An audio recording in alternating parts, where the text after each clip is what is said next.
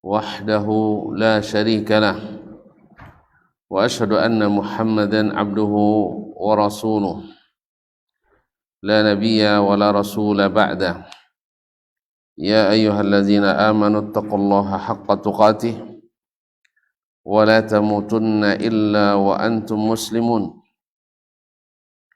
يا أيها الناس اتقوا ربكم الذي خلقكم من نفس واحدة وخلق منها زوجها وبث منهما رجالا كثيرا ونساء واتقوا الله الذي تساءلون به والأرحام إن الله كان عليكم رقيبا يا أيها الذين آمنوا اتقوا الله وقولوا قولا سديدا يصلح لكم أعمالكم ويغفر لكم ذنوبكم ومن يطع الله ورسوله فقد فاز فوزا عظيما أما بعد فإن أصدق الحديث كتاب الله وخير الهدي هدي محمد صلى الله عليه وسلم وشر الأمور محدثاتها وكل محدثة بدعة وكل بدعة ضلالة معاشر المسلمين معاشر المسلمات الحاضرين والحاضرات والمشاهدين والمشاهدات para alim ulama, tokoh adat, tokoh masyarakat, hadirin hadirat yang hadir di Masjid Asy-Syuhada Ayuti ataupun yang menyaksikan melalui media dimanapun berada, dengan memuji Allah Subhanahu wa taala sebagai tanda syukur kita kepadanya. Kita masih mendapatkan rahmat, nikmat dan karunia-Nya. Mudah-mudahan syukur kita diterima Allah Subhanahu wa taala dan berbuah nikmat-nikmat yang baru yang membuat kita sentiasa bersyukur kepadanya. Kaum muslimin, kaum muslimat dirahmati Allah Subhanahu wa taala, salawat dan salam kepada baginda Nabi alaihi salatu wassalam yang mengajarkan kita untuk sentiasa bersyukur, sentiasa berzikir dalam segala keadaan. Mudah-mudahan salawat dan salam itu membuat kita di akhirat nanti berhak mendapatkan syafaat Nabi. Selanjutnya doa kita untuk seluruh kaum muslimin dan muslimat, khususnya mereka yang sedang diuji Allah Subhanahu wa taala dengan berbagai musibah. Hari ini di daerah kita dilanda banjir, tidak dilepaskan pintu turbinnya, yang di atas pula yang mandi, dilepas kita pula yang ampuh. Jadi semoga Allah SWT segera menjauhkan musibah ini dari kita, dan yang mendapatkan musibah semoga Allah berikan kesabaran, yang mengalami kerugian Allah ganti dengan yang lebih baik. Kaum muslimin, kaum muslimat dirahmati Allah. Tadi ana mengira kita libur mengaji, tapi kata Ahmad sudah ditelepon oleh Ustaz. Ya tetap, ya alhamdulillah. Mudah-mudahan semangat tak berhenti. Kaum muslimin, kaum muslimat dirahmati Allah. Setelah Imam As-Sabuni membahas masalah la yukaffaru ahadun bi ayyi dzambin, tak boleh mengkafirkan orang Islam dengan sembarang dosa, dengan sembarang dosa, kecuali dengan dalil, kecuali dengan dalil.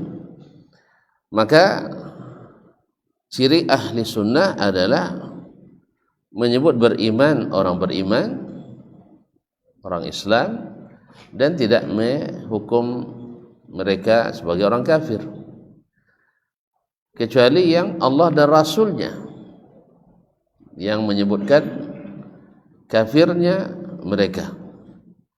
Misalnya, siapa yang mendatangi dukun lalu bertanya dan membenarkan apa yang dikatakannya telah kafir kepada apa yang diturunkan kepada Nabi Muhammad sallallahu alaihi wasallam. Itu hadis sahih sharih dari Nabi alaihi salatu wassalam. Tapi kalau kita ditanya apakah si fulan yang baru saja ke dukun kafir, kita tidak punya wewenang untuk itu. Tapi kalau kita katakan siapa yang mendatangi, iya, maka jangan datangi, jangan didatangi. Nah, si fulan telah mendatangi, suruh dia bertobat, karena kita takut dia masuk dalam cakupan hadis yang mengatakan bahwa siapa yang datang dan membenarkan kufur kepada apa yang dikatakan kepada Nabi, yang diturunkan kepada Nabi alaihi salatu wassalam. Nah, setelah beliau membahas masalah tersebut, munasabah pula membahas adakah dosa yang bila dilakukan oleh seseorang dia dikafirkan atau tidak. Dalam hal ini adalah tentang orang yang meninggalkan salat. Sudah dibahas kemarin belum ya? Belum kan? Sudah sering dibahas, cuma di kajian kita. Baik. Qala rahimahullah. Hukmu tarikis salati amdan. Hukum orang yang meninggalkan salat dengan sengaja.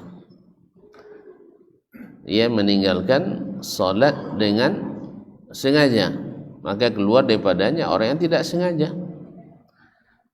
Apa misalnya? Orang yang tidak salat karena belum tahu hukum wajib salat misalnya.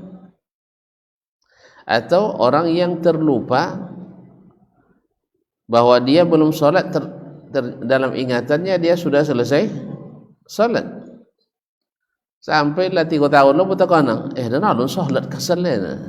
Lah 3 tahun buta kanang itu. Waktu itu dia tidak ingat sama sekali, maka tidak masuk dalam bab ini. Atau orang yang tertidur, tidak ada yang membangunkannya, maka dia juga tidak masuk dalam hukum ini. Maka kalimat amdan supaya keluar orang-orang yang tidak sengaja. Atau orang yang meninggalkan salat karena dipaksa, dia tidak boleh salat. Kan ada kalau orang-orang Islam yang kadang-kadang ditangkap atau ditawan oleh orang-orang non-muslim, biasa mereka memaksa atau melarang itu. Biasa itu. Sebaliknya orang Islam tidak berlaku seperti itu pada mereka. Jadi kaum muslimin dan muslimat dirahmati Allah SWT, maka dia tidak bisa melakukannya, maka tidak hitung dengan sengaja.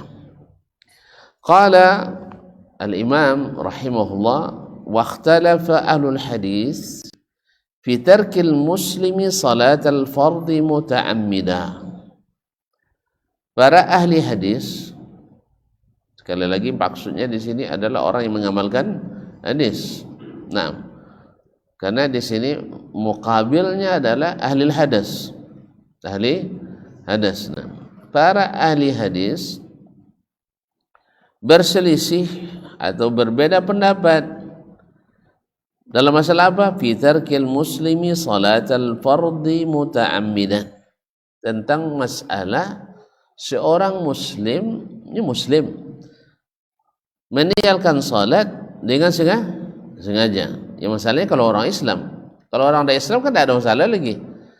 Masalahnya dia muslim, ia tinggal di kalangan umat Islam, anak istrinya orang Islam, ayah emaknya muslim, tetangganya muslim, cucu cicitnya muslim. Kemudian dia kadang-kadang pergi ke masjid orang muslim, menikah secara Islam dan sebagainya, maka kita katakan dia orang Islam. Nah, tetapi tidak sholat fardu dengan sengaja. Ya, kalau yang tak sengaja kan tak keluar dari dia. Ini yang dengan sengaja. Mungkin tidak ada orang Islam hari ini yang tinggal dia UTI. Islam tinggi dia UTI. ndak tentu potong salat wajib. Ada je lah. Hah? Berapa lah tuan? Lah preso buat sensus semuanya. Hah? Ada ndak orang Yahudi ndak habis salat ndak wajib? Salat wajib. Ndak ada suara kan? Kalau sampai ndak tentu danya cayo ah. Hah? Dia boleh cayo tapi ndak temu alasan lah. Hah, lah seorang ikut ndak habis dak bang dah salat wajib. Ke mana selama? Gitu kan? Tidak pernah sekolah. Tidak pernah sekolah. Lainnya dah tinggi. Lo tidak salah S3 kan? Nah, misal kan, tidak mungkin. Atau dan tidak sekolah dia, tapi tidak ada, tidak orang Islam di samping kiri kanan. Tidak mungkin dah. Tidak mungkin tidak tahu.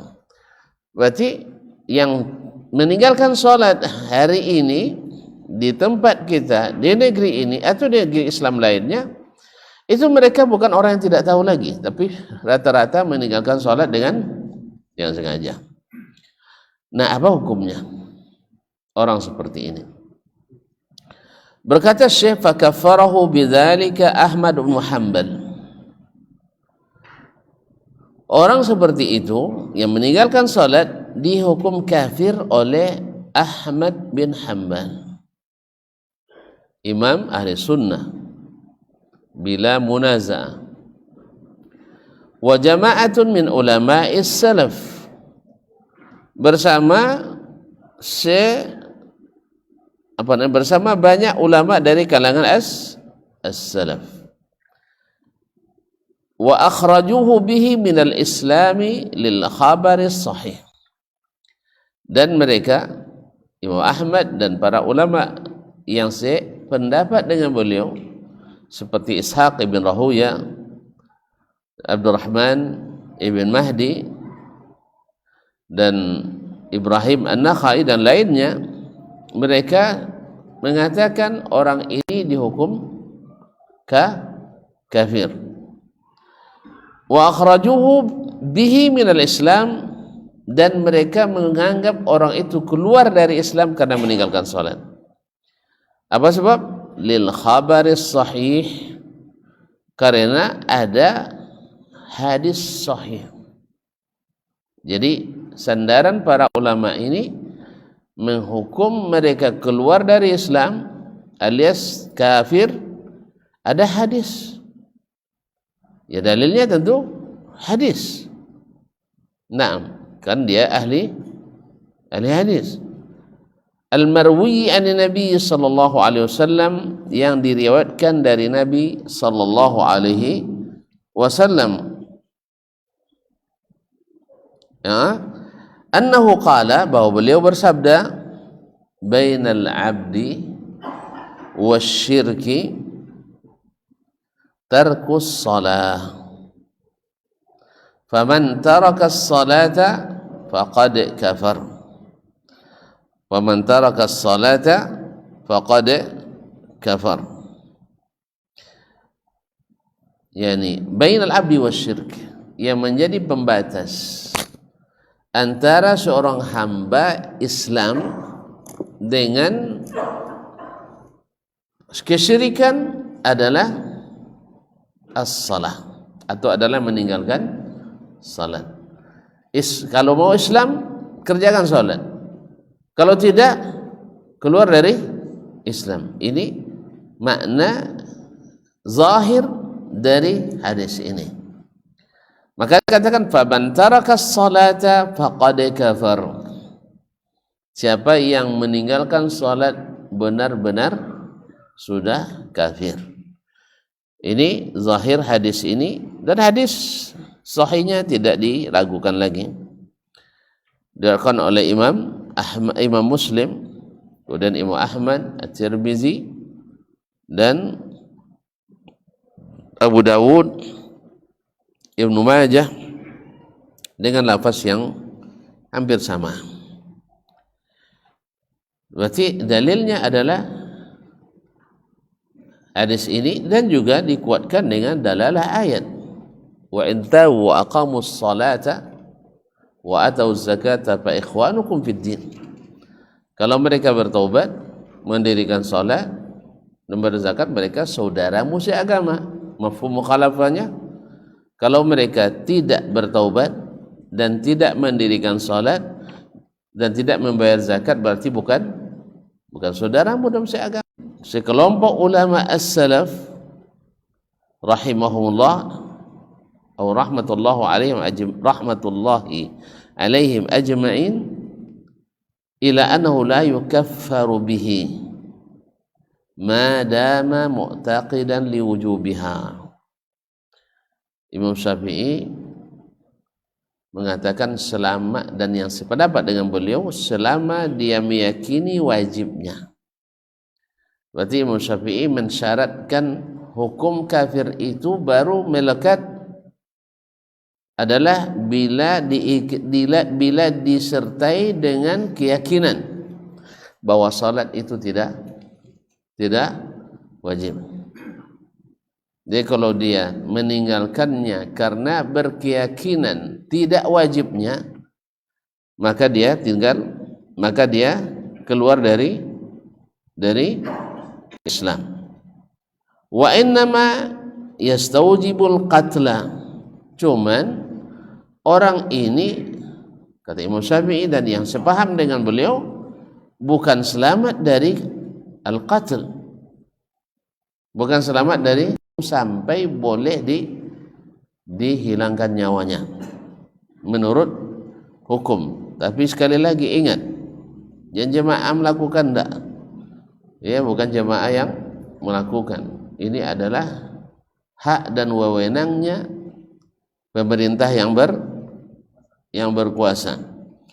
Tapi para ulama fatwanya seperti itu, dan fatwa seperti kata para ulama kita ghairu mulzimah, tidak punya kekuatan hukum tetap, tidak memiliki kekuatan hukum tetap. Antum terima fatwa ini silahkan, kalau tidak jangan marah-marah, cari pendapat yang lain. Jelas ya? Paham tak? Iku ndak ada masuk-masuk orang. Nah, kadang-kadang orang kan salah paham. Orang berfatwa marah-marah dia. Orang berfatwa sesuai dengan ilmu dia. Soalnya jangan bilang orang berfatwa habis itu karena tidak sesuai fatwa dengan kita tuduh dengan tuduhan bermacam-macam. Kecuali fatwa tanpa dalil, atau orang tidak berilmu ikut berfatwa. Itu ya. Atau punya dalil tapi dalil ke mana-mana. Ya dalil tentang ngaji, dalil bukek buat. Itu tak masuk. Dalil tentang yusawak, buat tentang dalil lagi sumur bor, masuk. Jadi oleh itu kaum muslimin dan muslimat dirahmati Allah Subhanahu wa taala. Jadi berdasarkan Imam Asy-Syafi'i rahimahullah taala, kalau seandainya dia masih berkeyakinan bahwasanya salat masih tetap wajib, tetapi dia meninggalkannya takasulan karena malas atau tahawunan, atau menganggapnya masalah ringan, maka orang ini tidak dihukum kafir, tapi hanya dihukum fasik. Tapi konsekuensi hukum menurut fatwanya Imam Syafi'i dan yang sepakat dengannya, ya, di antara yang mengatakan tidak kafir kan termasuk Imam Abu Hanifah rahimahullah, dan dia mengatakan kalau Imam Asy-Syafi'i rahimahullah boleh ditakzir, diberikan hukuman oleh pemerintah walaupun sampai menghilangkan nyawanya. Tentu saja dalam hal ini kan prosesnya bukan hanya langsung asal tinggal sholat sekali panggil tok, bukan itu. Ini kan orang-orang yang tidak paham kan itu payangannya kan. Banyak tu mati dia ustaznya. Sebanyak tak sholatnya. Sudah itu ada survei ke awak dia. Survei 93% umat Islam tak sholat ustaz. Itu kan dibunuh saudaranya kan. Kan ya? Akhirnya itu yang membuat dulu orang menolak Nabi itu kan gara-gara itu. Sodo kami sosiknya masuk rokok, sodonya kan itu masalah. Enggak. Asal kamu kalau mengucapkan asyhadu an la ilaha illallah, enggak masuk neraka lah. Tapi kalau tetap bertahan masuk neraka. Samanya kalau diterapkan hukum mencuri potong tangan, kalau kalian taubat akan dipotong. Tapi kalau seandainya tetap mencuri lah, maka dipotong. Kemudian syaratnya bukan hanya asal cilok terampas, potonglah kakinya, kaki ciloknya terampas pakai tangan begitu, pakai kaki itu potonglah kaki, bukan. Kemudian saya harga terampas, alun masuk bab potong tangan. Lagi pun terampas kan tidak bersimpan lah, terampas bersimpan terampas dalam lemari kan, batang di depan rumahnya. Mak, ada dalam lemari itu nono alun baju itu pak kamu. Ono bau, iyalah nak dijual tu dalam lemari tak. Lemari itu ya bang dagangan, kau tak bang pakai tak datang dalam lemari suruh. Terompak iya. Iya. Jadi kaum muslimin dan muslimat yang dirahmati Allah SWT, ada harga tertentu, kemudian ada waktu-waktu tertentu yang tidak dijalankan dan sebagainya. Oleh itu kaum muslimin dan muslimat dirahmati Allah SWT, demikian juga dengan hukum ini. Imam Asy-Syafi'i fatwanya mengatakan bila dia tidak mengingkari wajibnya salat, tapi dia meninggalkan salat, tidak dihukum kafir, tapi tidak selamat dari hukum. Maka dia disuruh salat, bahkan wajib dipaksa salat. Ada kalau paksa salat, kalau udah Islam nyenangnya kan ada macam tu ya.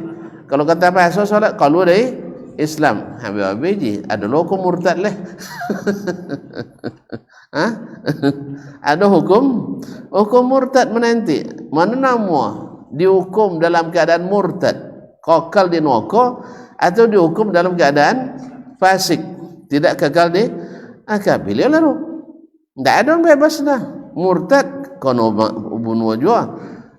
Tapi kalau dari Islam, maka hati-hati. Oleh sebab itu kaum muslimin dan muslimat dirahmati, ketika ada yang mengatakan saya masih tetap solat, cuma saya tidak yakin solat itu fardu katanya. Alga itu bilang tidak usah solat cu. Jangan solat juga. Sebab yang sudah mengingkari wajibnya salat dah keluar dari Islam, tak ada khilaf lagi. Jangan cari-cari khilaf, tak ada lagi. Semua ulama sepakat yang mengingkari wajibnya salat keluar dari Islam. Yang khilaf hanya orang yang masih yakin salat wajib, tetapi dia tidak tidak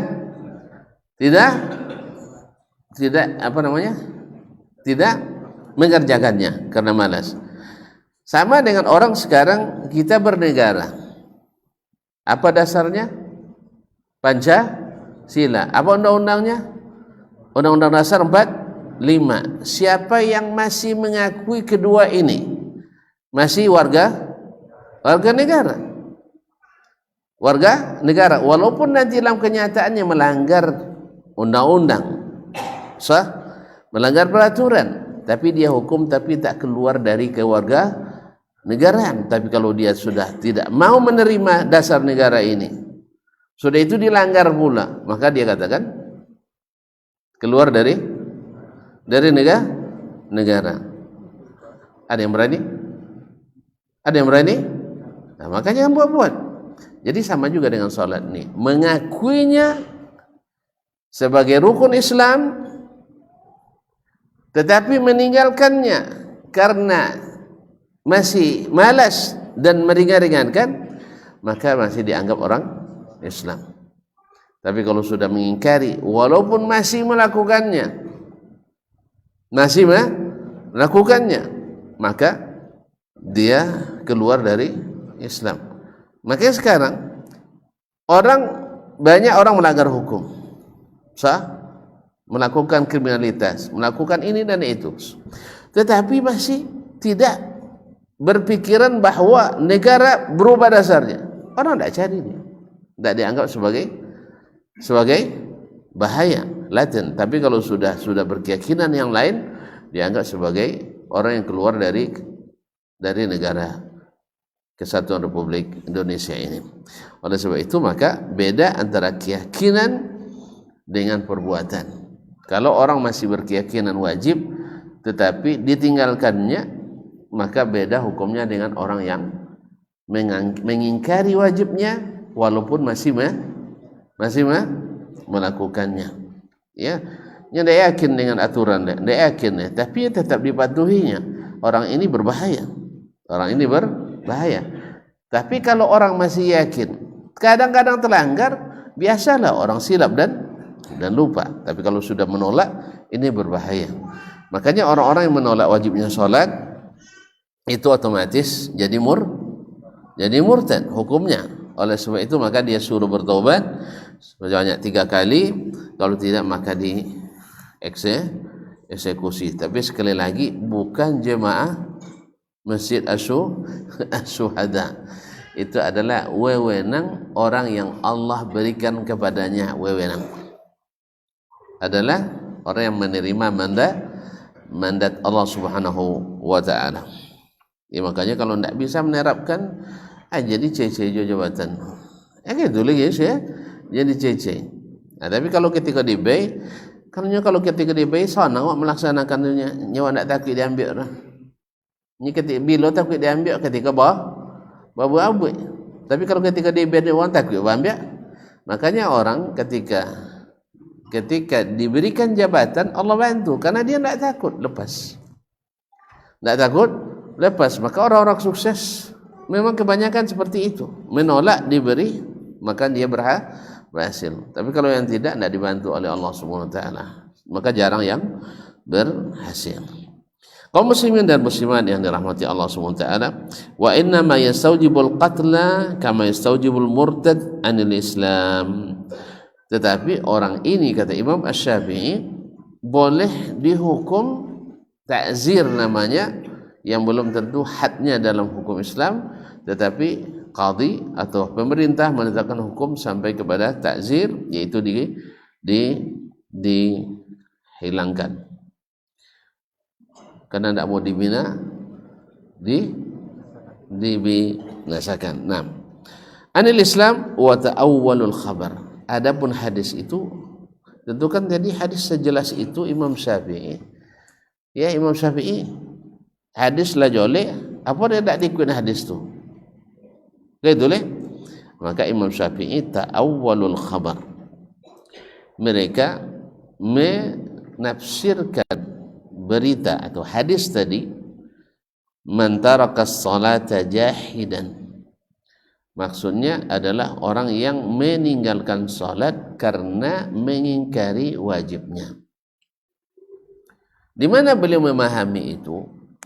Karena Nabi memperdekatkan antara hamba yang muslim dengan syirik dan kufur. Hamba muslim pasti mengakui wajibnya salat. Kapan dia tidak mengakui wajibnya? Kalau dia kafir. Maka apabila dia mengingkari wajibnya salat, sama hukumnya dengan orang kafir. Paham saya? Kalau dokter waktu habis, kalau dokter waktu habis sabit paham. Nah, saya ulang kembali. Imam Syafi'i rahimahullah menafsirkan hadis yang tadi dijadikan dalil secara zahir maknanya oleh Imam Ahmad dan yang sepaham dengan beliau, bahwa setiap orang yang meninggalkan salat hukumnya kafir secara mutlak. Dalilnya apa? Bainal abdi wa bainash syirki awil kufri tarkus salah, meninggalkan salat. Faman tarakaha faqad kafar. Antara hamba, siapa hamba di sini maksudnya? Tentu orang Islam. Wal kufri awil syirki, dan dengan kekufuran dan kesyirikan. Apa yang membedakannya adalah tarkus salat. Nah, yang meninggalkan salat sekaligus mengingkarinya, itu bukan orang Islam. Bukan orang Islam. Tetapi orang yang tidak menerima Islam, maka dia mengingkari wajibnya salat. Maka inilah yang dimaksud oleh Nabi sallallahu alaihi wasallam menurut pemahaman Imam Syafi'i dan yang lainnya, bahwa yang kafir itu orang yang meninggalkannya seperti orang kafir meninggalkan salat, yaitu mengingkarinya. Dia tidak kafir karena dia tidak mengingkarinya. Ma'asyiral kiram yang dirahmati Allah Subhanahu wa taala.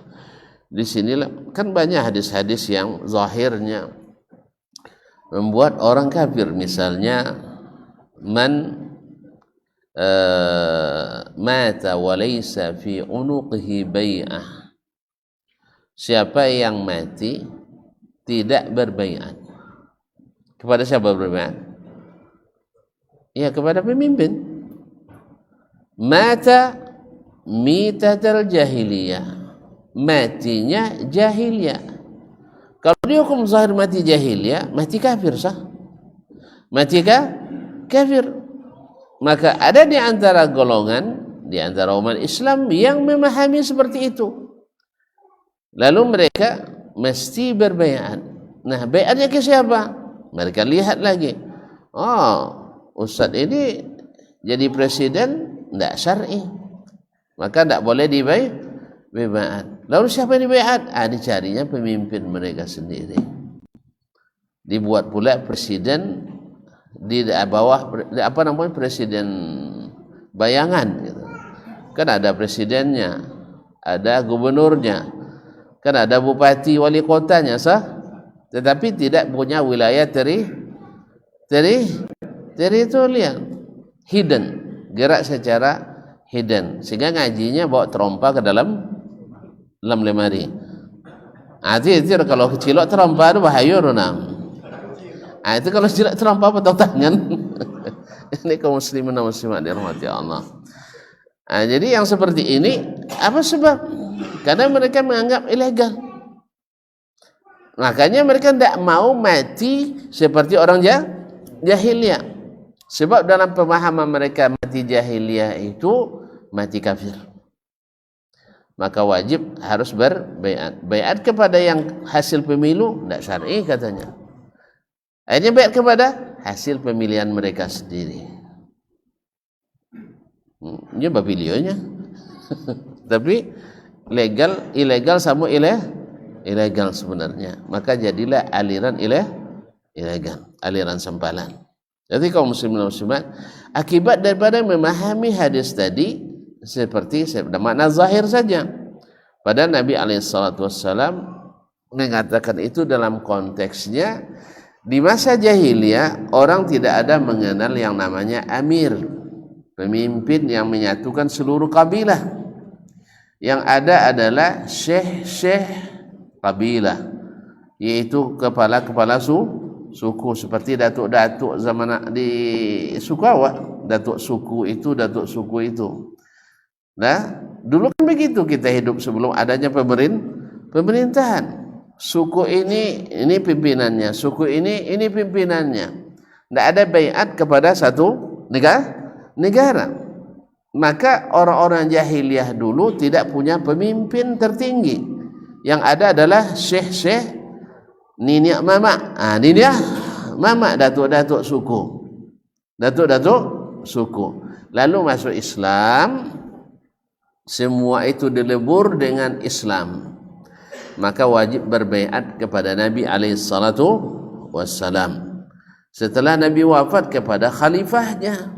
Setelah khalifah pertama wafat ke khalifah yang kedua dan seterusnya.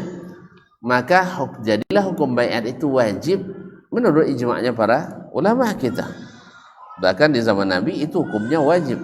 Nah, siapa yang tak berbaiat ke Nabi, matinya mati jahiliyah. Maknanya apa? Seperti orang jahiliyah tidak berbaiat. Itu hadis ancaman. Ma'asyil kiram. Nah, hadis ini juga dipahami oleh Imam Syafi'i seperti hadis itu, yaitu siapa yang meninggalkan salat jahidan, yaitu mengingkarinya. seperti orang kafir mengingkari wajibnya salat, atau jahidan mengingkarinya seperti orang musyrikin mengingkari wajibnya salat. Nah, kalau sudah seperti itu tentu kedudukannya sama. Kedudukannya sama. Tetapi kalau seandainya dia tidak mengingkari, berarti dia tidak sama dengan orang kafir. Gimana kita nak mengkafirkan dia? Dia sendiri mengakui salat itu wajib. Lalu kenapa dia tinggalkan? Karena malas katanya. Atau karena kodok terlambat kojo dahinya. Atau mereka tidak sampai makan siang dahinya. Atau berbagai alasan lainnya yang selalu sifatnya duniawi. Nah, orang ini dukung kafir atau tidak? Syafi'i tidak. Azan dulu. Kita azan dulu, nanti kita sambung selepas azan. Kadang-kadang di suatu tompek copek kau tu, bukan lain lambe kau tu. Tak sama jam saya. Baik, barakallahu fikum.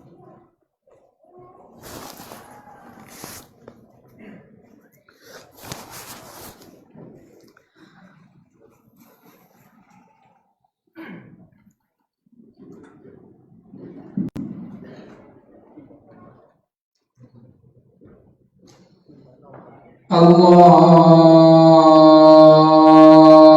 Akbar,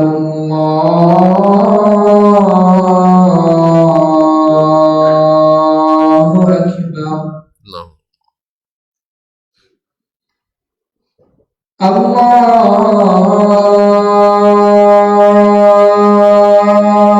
Akbar,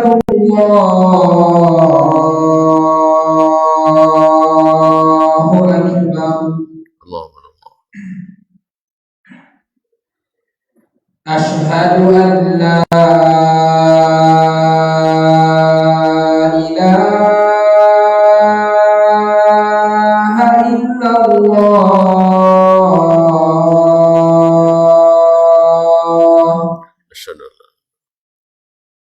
Asyhadu an la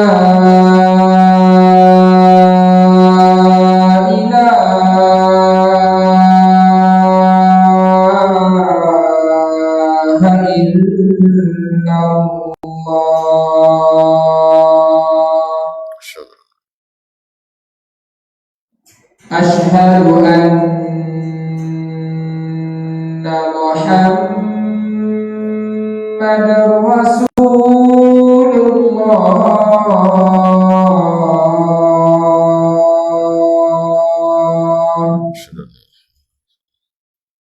Asyhadu anna Muhammadar Rasulullah.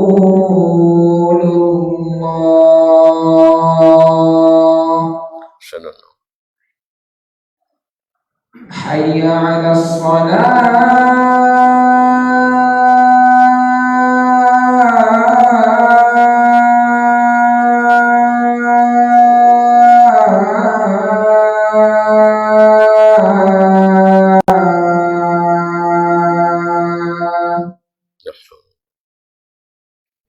Hayya 'alas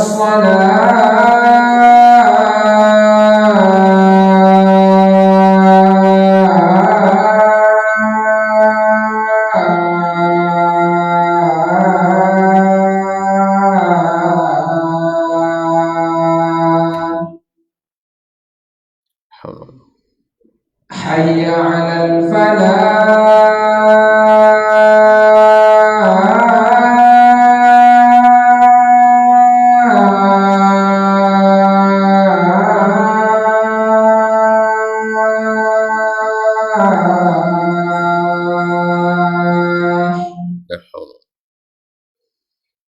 Hayya 'alal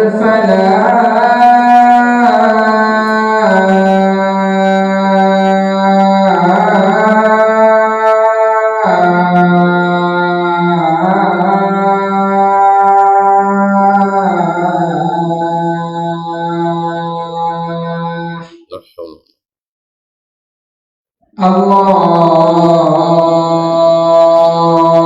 Akbar, Allahu Akbar. لا إله إلا الله.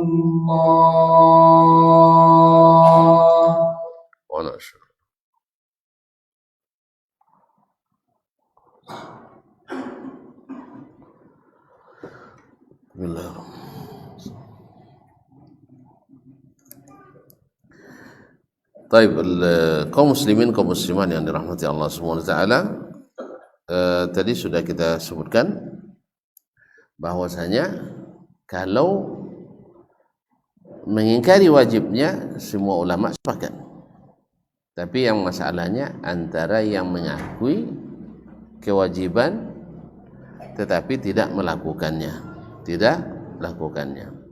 Maka Imam Syafi'i rahimahullah tadi mengatakan bahwa yang dikafirkan itu adalah yang mengingkari wajibnya. Kalau tidak mengingkari wajibnya maka tetap dihukum Islam, Nah, kama akhbara subhanahu an Yusuf alaihissalam, ya sebagaimana Allah memberitahukan tentang Nabi Yusuf alaihissalam, artinya dari sisi pemahaman dalilnya. Inni taraktu millata qaumin la yu'minuna billahi wa hum bil akhirati hum kafirun. Saya meninggalkan agama kaum yang tidak beriman kepada Allah dan mereka kafir kepada hari akhirat. Jadi ada kalimat di situ taraktu millata qaumin, meninggalkan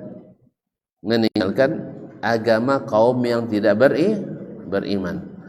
Nah, sekarang kan Nabi SAW mengatakan tarakas salata.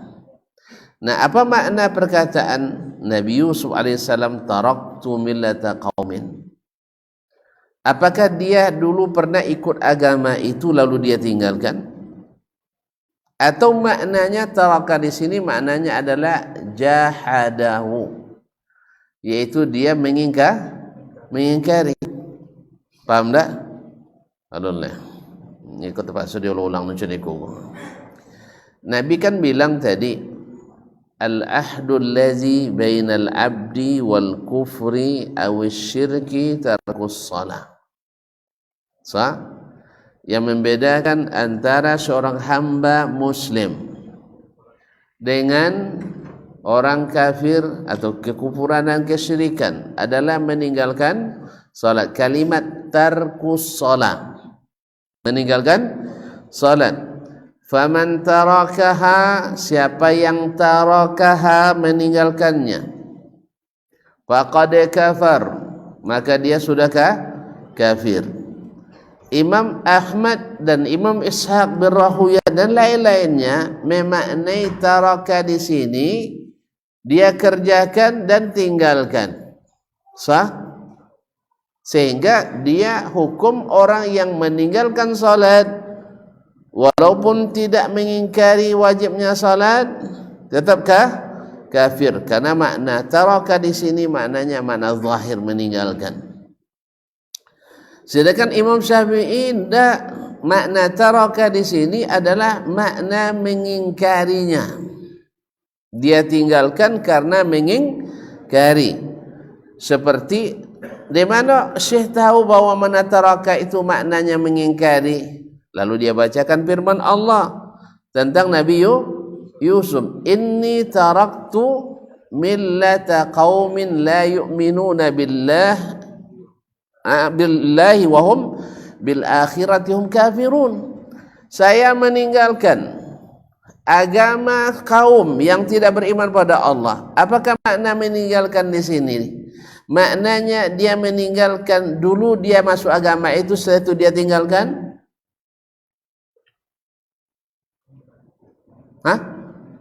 Enggak. Nabi Yusuf tidak pernah masuk agama orang tuh. Tidak pernah dia masuk agama orang itu. Sebagaimana kalau kita katakan tarakan Nabiyyu sallallahu alaihi wasallam ibadatal awthan fil jahiliyah, Nabi SAW meninggalkan beribadah kepada berhala di masa jahiliyah. Apakah makna Nabi pernah beribadah? Tidak. Makna taraka di sini maknanya adalah jahadaha, mengingkari agama jahiliyah. Jelas? Jelas? Jadi makna kalimat tarakaha meninggalkan dengan makna mengingkari. Oleh sebab itu siapapun yang mengingkari wajib salat maka hukumnya kafir. Tapi kalau dia mengakui wajib salat maka hukumnya muslim. Iya, masih muslim. Muslim boleh fasik, boleh saleh. Sah? Ada orang fasik yang muslim? Banyak. Mungkin kebanyakan muslim hari ini mungkin fasik. Nya dosa godangnya keneknya, apalagi dosa umat Islam hari ini dosa godangnya nyanyinya kenek. Apa contoh? Padahal Nabi katakan terlaknat kan? Terlaknat. Tapi dianggap sebagai tidak berdosa malah. Dianggap sebagai bukan biasa lagi dakwah. dakwah pakai musik. Jadi kaum muslimin dan muslimat dirahmati Allah. Atau misalnya ini kan bil munasabah, ini kan jadi olok-olokan juga bagi sebagian, adalah awak ndak cukup jangguinya ndak boleh jadi imam sebab fasik. Ada yang bertanya ke Syekh Ibnu Utsaimin rahimahullah, Syekh, apa hukum cukur janggut? Dosa besar atau dosa kecil? Cukur janggut, dosa godong, dosa kena. Ikut di mata Allah Ta'ala, tidak ada mata tuan-tuan, kalau mata tuan-tuan lah jalan dosa godong. Cuba boleh sudah masuk cukur janggut lah, bau agama ni. Kan iya? Ngaku je lah. Dosa cukur janggut, dosa godong, dosa kena. Sabilah ndak habis tuan-tuan, salah patwa lah kok kan. Jadi definisi dosa besar itu apa? Apa definisi dosa godong? Mayul anu fa'iluhu, yaitu dilaknat pelakunya. Au yuhaddadu bitardi minal jannah, atau terancam tertolak masuk surga, atau muhaddadun bin nar, atau terancam masuk neraka. Itu adalah dosa besar. Sekarang cukur janggut ada tak seperti itu ancamannya? Nggak ada orang nyabut kamu rasa sebenarnya bobanya boleh cukur janggut dia nyawa dapat nyabut cukur janggut boleh dah. Pahamnya tak? Adanya buat itu. Cukur jenggot. Apa hukum? Dosa besar, dosa kecil? Lah mulai pakai nek masalah. Naam. Syekh mengatakan tidak ada dalil yang menunjukkan bahwa cukur jenggot itu dosa besar. Berarti dosa kecil. Kalau gitu? Itu masalah cukuran enggak? Ini kan masalahnya tadi kan orang bercukur jenggot boleh enggak jadi imam gitu tadi masalah. Kata mereka ini fasik katanya. Sedangkan dosa cukur jenggot enggak masuk dosa besar, kok dihukum fasik? Sama dengan mokok. Dulu bertanya, Ustaz, apa hukum Ustaz? Imam kami ini kan takbirnya betul kopi. Kan salat dia berapa kok dia munculnya apa caranya nya apa hukum mokok ya kan? Apa hukum mokok? Makruh. Di imam tu kan makruhnya nya. Dia haji haram, dosa besar, dosa kecil. Berapa bang? Apa tu? Dosa besar, dosa kecil. Ikut tak di pikiran kita, tak hawa kita. Kalau keinginan kita dosa kodang, makanya kalau ada orang makan ke awak tu tak tahu orang. Ya, itu masalahnya. Di pandangan kita dosa kecil, dosa besar. Tapi saya ingin tanya di hukum Islam.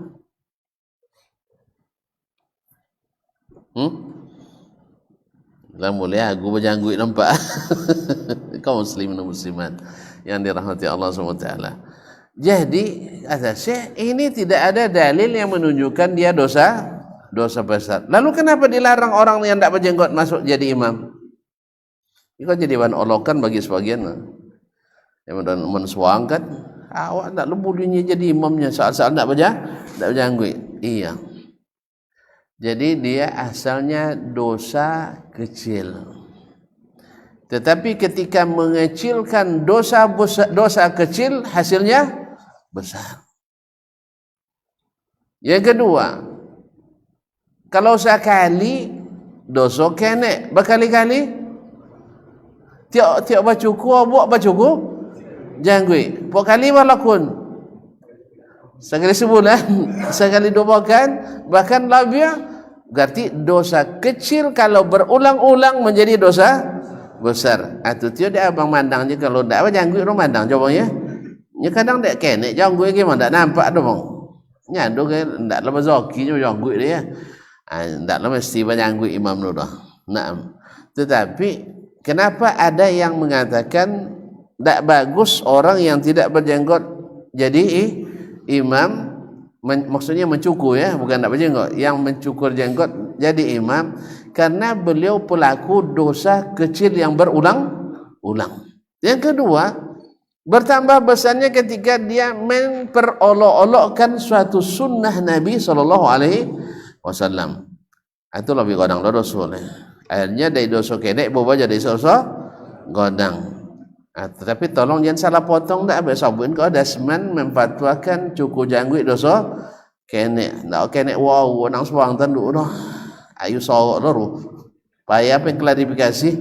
Nah, jadi kaum muslimin dan muslimat dirahmati Allah. Daknya wajib janggut nyusat dulu nya. Labu ba agamanya. Jadi kaum muslimin ini itulah para ulama. Mereka mengatakan tidak ada dalil yang menunjukkan dia dosa besar. Menurut klasifikasi dosa besar yang disebutkan oleh para ulama. Seperti Imam Az-Zahabi dalam Al-Kabair dan Imam At-Tutusi dalam masalah lain, tidak ada yang mengatakan itu masuk dalam dosa besar. Cuma karena dia potensi diulang-ulang. Plus nanti ada sikap memperolok-olok ciptaan Allah SWT atau memperolok-olok sunnah Rasulullah SAW. Maka disinilah akhirnya dia menjadi dosa besar yang membuat pelakunya fasik. Ya, dosa jadi fasik. Allah musta'an. Ni kawan kadang tersinggung sebab itu. Awak bentang-bentang tak janggut tak boleh jadi imam. Selama ada berjanggut suruhlah berjanggut dia maju. Kecuali bacaan tak lama. Kecuali bacaan hafalan tak elok.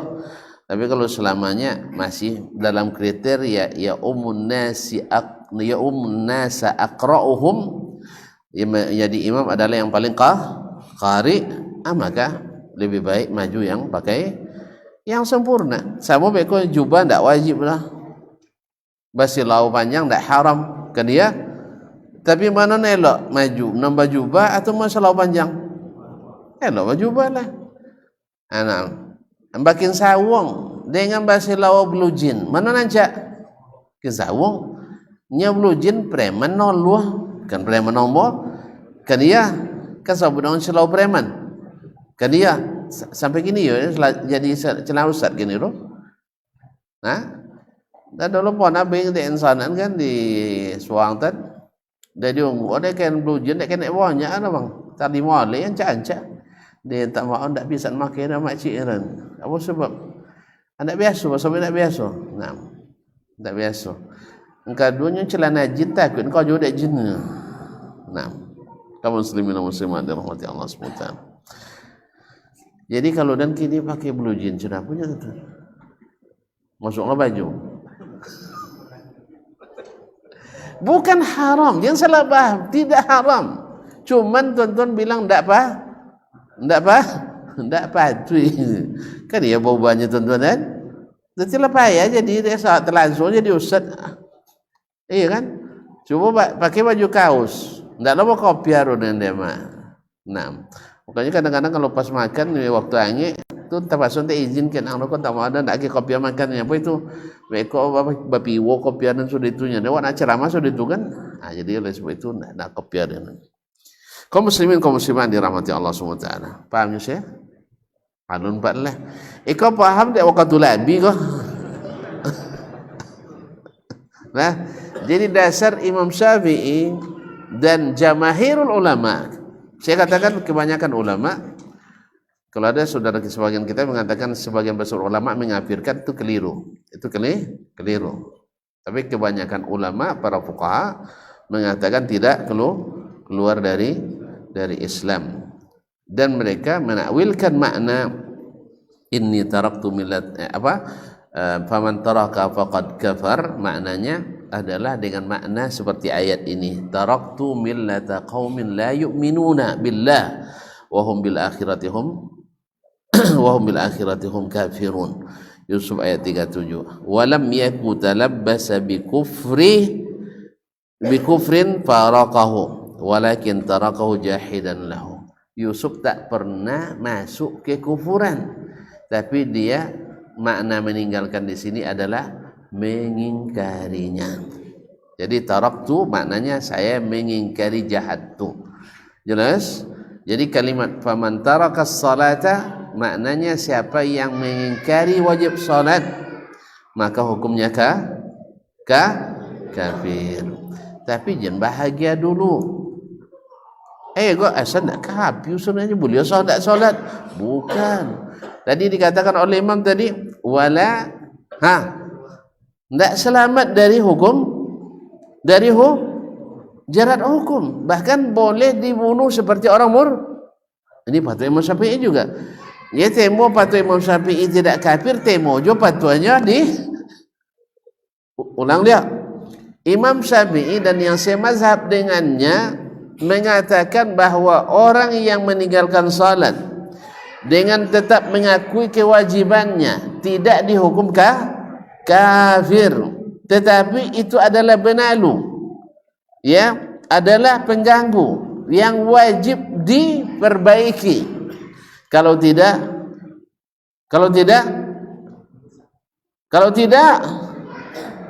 Tulauban adon paham dia malah. Kalau tidak boleh dihilangkan. Siapa yang menghilangkannya? Yang berwenang untuk menjalankan hukum. Ini fatwa ulama ghairu mulzimah. Ya, fatwa ulama tidak punya konsekuensi hukum tetap. Tapi kalau pemerintah itu punya konsekuensi hukum tetap. Makanya di fatwa ulama selalu di ujungnya hal-hal yang keliru diperbaiki, di kemudian di fatwa hal-hal yang keliru maka diperbaiki di kemudian hari, karena dia bukan sesuatu yang mulzim. Tapi kalau hukum enggak, keputusannya terakhir tulisannya keputusan hakim tidak dapat diganggu gugat. Makanya jangan bohong ilu ulama fatwa le, buatlah fatwa no bezo, enggak masalah. Tapi kalau yang sudah tetapkan qadhi, cobalah debat situ. Kalau enggak dimasuk awak kali dia. Pahamnya enggak? Alun lah. Sekali lagi saya katakan, ini fatwa ulama. Imam Ahmad fatwanya kafir.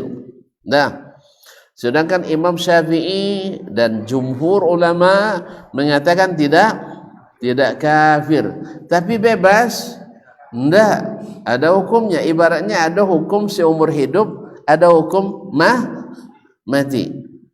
Mana nama kena hukum seumur hidup atau hukum mati? Dan nak ni cik irah. Ya, jangan minta satu pun. Ya, kita ingin bebas dari dunia sampai ke akhirat. Bang, jangan tak minta nak hukum mati tak? Minta hukum bebas. Oleh sebab itu kita minta kepada Allah supaya solat itu ringan bagi kita mengerjakannya, supaya solat itu bergantung selalu hati kita kepadanya. Ya. Jadi itu jangan kalau gitu hukum apa seumur hidup. Boleh saya katakan sana kan hukum seumur hidup dulu. Saya sanang-sanang tetap namanya terhukum, tak bagus. Jadi oleh sebab itu, walaupun tidak kafir kata Imam Syafi'i dan selain beliau, tapi tidak lepas dari tuntutan hukum. Apa itu? Boleh dihilangkan seperti orang murtad. Seperti orang murtad. Karena memang yang meninggalkan salat ini copek menular lah pada non salat. Copek menular pada yang salat. Berarti guru salat lah cuyanya. Bekoranya kala ti guru.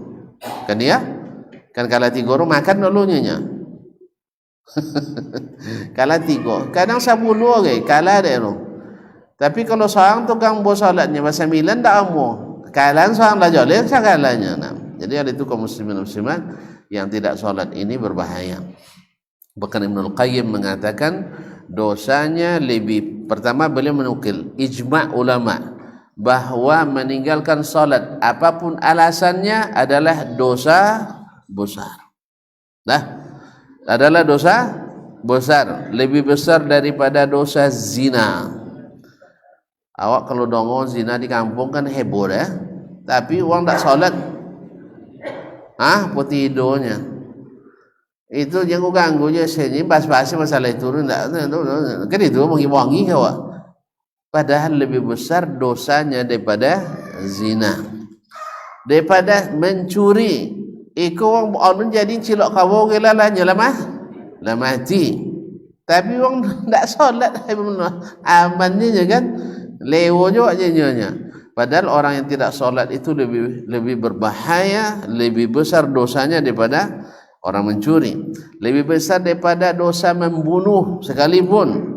La ilaha illallah Muhammad Rasulullah. Tuan-tuan tahu sendiri, dosa membunuh satu orang sama dengan membunuh seluruh manusia.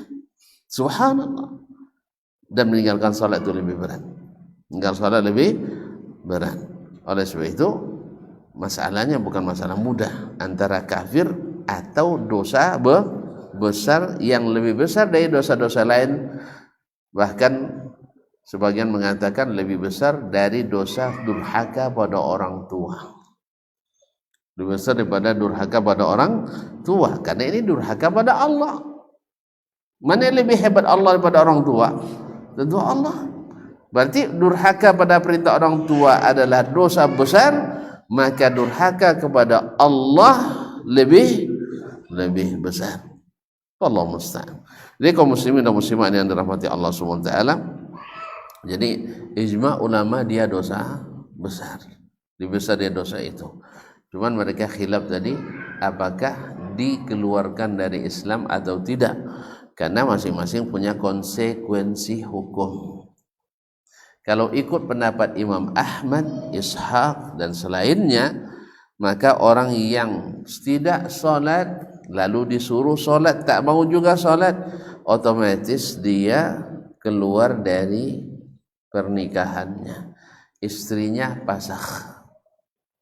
Tak halal baginya istrinya, kecuali istrinya tidak salat juga. Itu lain hal. 6. Yang kedua, bila meninggal dia tidak diwarisi. Atau bila anaknya meninggal dia tidak mewarisi. Dan tidak dimandikan, tak dikafankan, tidak dikuburkan di pekuburan kaum muslimin. Ini bahaya kaum muslimin dan muslimat. Oleh sebab itu siapa mendengar jangan bicara tentang kowe nu kaji, jangan itu dibahas. Tapi bahaslah bagaimana hati saya yang keras ini supaya lembut untuk kembali salat. Itu dia. Tengok ada orang ceramah dengan kowe kaji mana lu ngaji katanya. Tengok tempat Madinah, ya Madinah kowe kajinya. Enggak. Jangan tengok kaji yang keras. Hati kita yang keras tu yang harus diinikan. Sebab orang tak solat tu hatinya keras. Orang tak solat tu nya keras. Masa Allah yang perintah dia tak mau, Allah yang manggil dia tak kabulkan, kan keras hati namanya. Jadi kaum muslimin dan muslimat dirahmati Allah, mudah-mudahan Allah Subhanahu wa taala jauhkan kita daripada fitnah sebesar ini, yaitu meninggalkan salat. Nah, akhirnya pembahasan masalah ini masuk dalam pembahasan akidah kerana ada hukum di situ. Boleh tak mengkafirkan orang Islam dengan dosa. Hukum asalnya tidak boleh sembarang dosa. Nah, tapi ada pembahasan khusus tentang salat. Ada ulama yang mengkafirkan berdasarkan hadis, ada yang mengatakan tidak kafir juga berdasarkan hadis.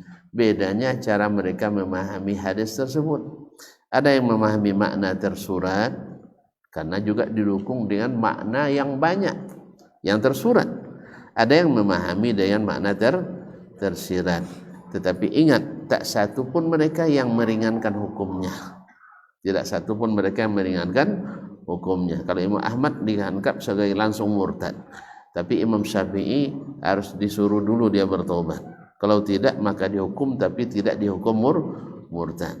Kalau Abu Hanifah juga demikian, wajib disuruh taubat oleh imam. Kalau dia tidak mau bertaubat maka boleh dihukum, tapi tidak boleh sampai dibunuh. Menurut Imam Abu Hanifah rahmatullahi ta'ala alaihi. Imam Malik riwayat daripadanya sama dengan Imam Ahmad, dan riwayat lain mengatakan sama dengan Imam Syafi'i dan yang selainnya. Ala kulli hal, wallahu ta'ala alam.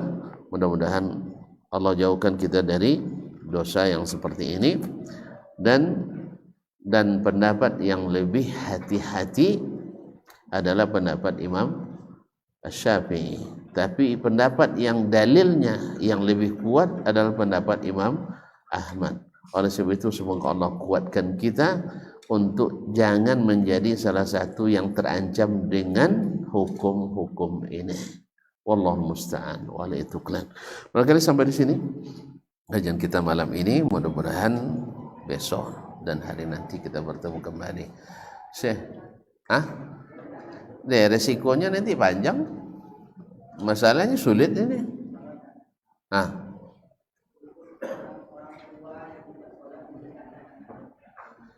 Ini panjang situ jadi dia. Orang tua yang menikahkan anaknya boleh atau tidak padahal dia tidak sholat. Makanya Pak Kuas selalu mengulang syahadat.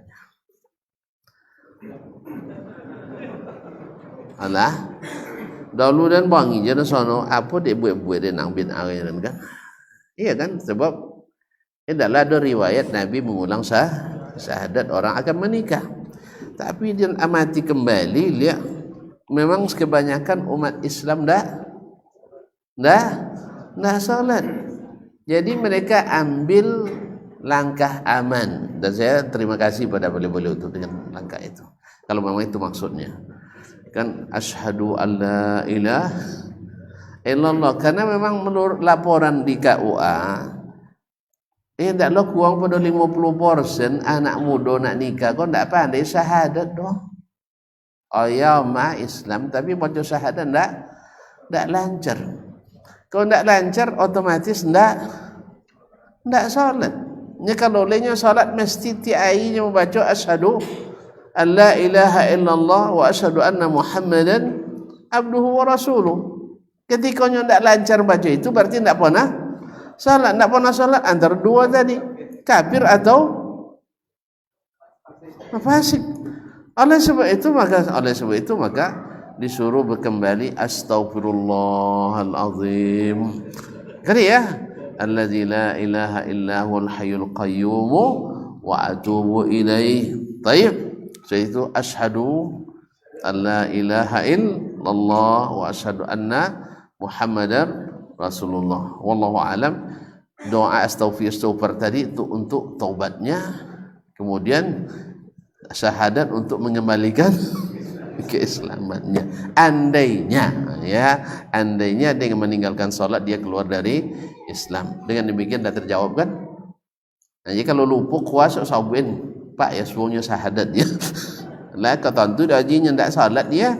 Itu kan terjadi aja ada waktu itu, tolong ingatkan KUA-nya. Pak ya kau ndak pernah salat suruhnya suruh taubat dan suruh bersyahadat. Kita takut kan? Enggak. Apanya?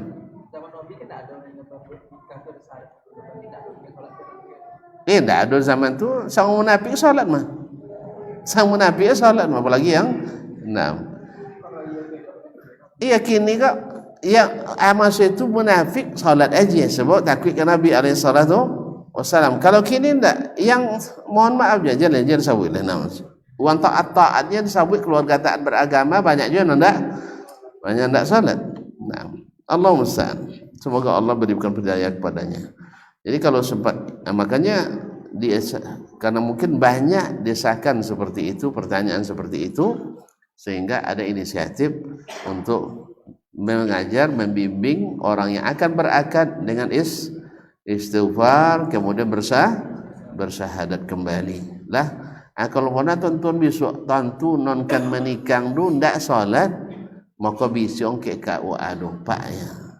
Tapi janganlah dia nyoleh gak lain lo majlis bubar majlis ya. Kami spontan ya. Ini kalau lupa gitu, tapi kan depan jangan lupa gini je kan.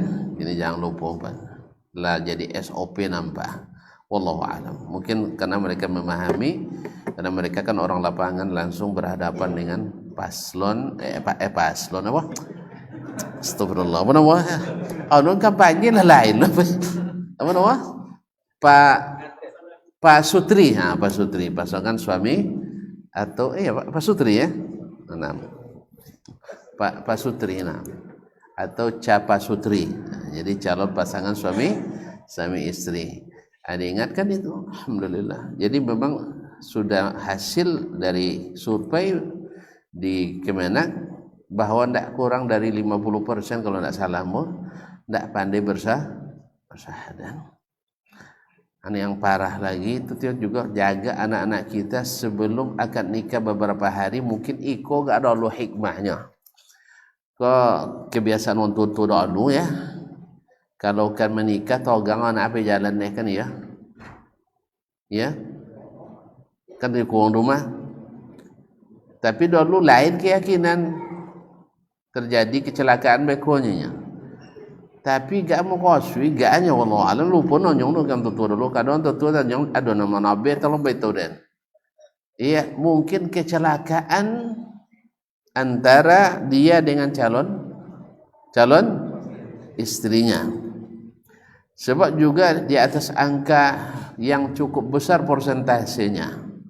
Banyak yang terjadi kecelakaan 2 hari 3 hari menjelang menikah, apalagi dengan adanya tren-tren prawedding. Bahasa Jawa rumah prawedding. Iya jadi itu wacoro prawedding. Prawedding, tidak prawedding lah. Nah, ya ada acara-acara prawedding. Prawedding itu macam-macam. Ada yang kadang di hotel itu lagi nginap aja di situ. Kan ya guys. Kadang baca momen prawedding itu jauh apa ya? Misalnya wang siko PK puncak kompe misalnya. Nak nengok apa ke kan, nak kasap di situ lu kasuk, nah dan sebagainya. Jalan kokian misalnya, atau orang yang berduit mungkin dia ke Bali praweddingnya dan sebagainya. Kalau lah ke Bali itu tuh malam situ, kan ya. Akhirnya mereka beranggapan kalau lah dokek kan lah bulionya, lah dokek lah bulio.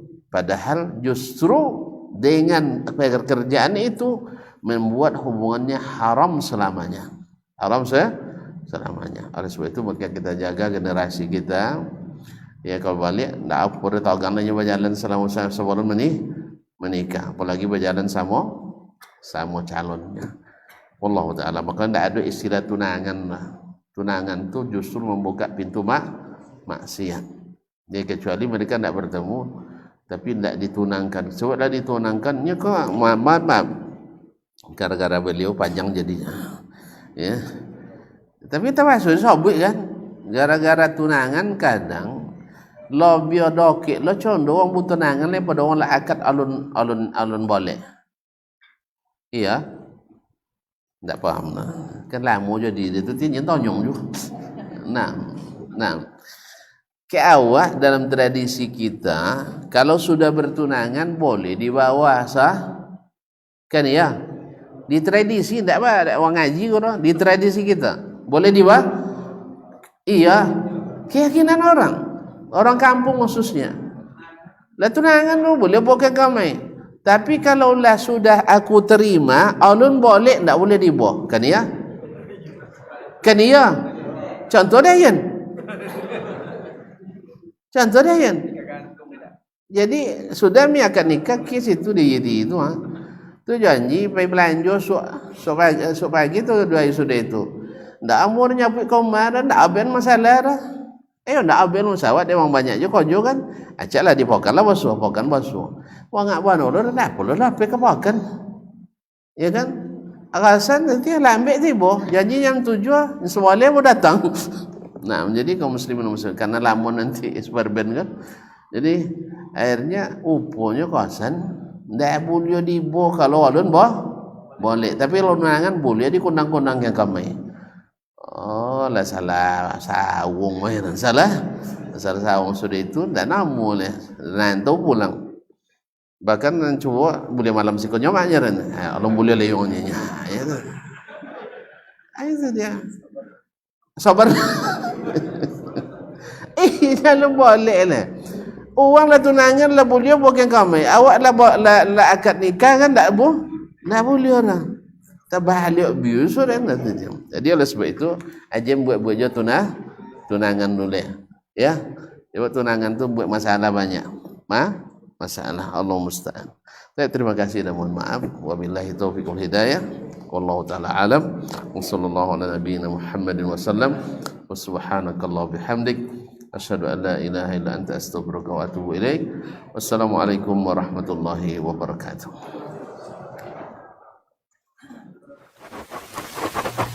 Barometer amal kita saleh tak salehnya di salat kita. Bila salat kita ikhlas dan sesuai dengan sunnah Nabi SAW, maka insyaAllah amalan yang lain ini aktivitas ini membantu saya di akhirat atau akan menyulitkan saya di akhirat. Kalau seandainya perbuatan itu ternyata akan menyulitkan kita di akhirat kelak, tinggalkan perbuatan itu. Anta ni'mal jund. Kamu adalah sebaik-baik prajurit. Coba lihat. Kamu adalah sebaik-baik prajurit. Maka tujuannya adalah menghancurkan kehidupan rumah tangga.